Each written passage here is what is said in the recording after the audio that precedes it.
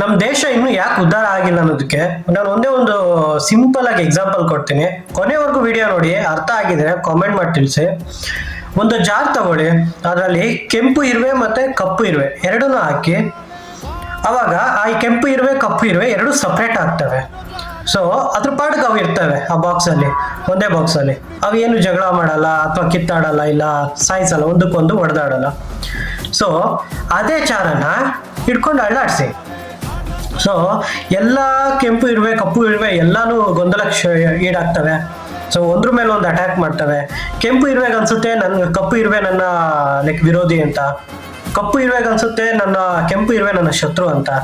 ಅವು ಹೊಡೆದಾಡ್ಕೊಂಡು ಸಾಯ್ತವೆ.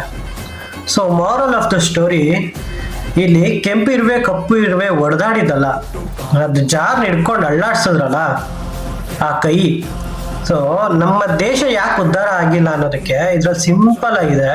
ಸೊ ನಿಮ್ಗೆ ಯಾರಿಗಾದ್ರೂ ಗೊತ್ತಾಗಿದ್ರೆ ಕಾಮೆಂಟ್ ಮಾಡಿ ತಿಳಿಸಿ.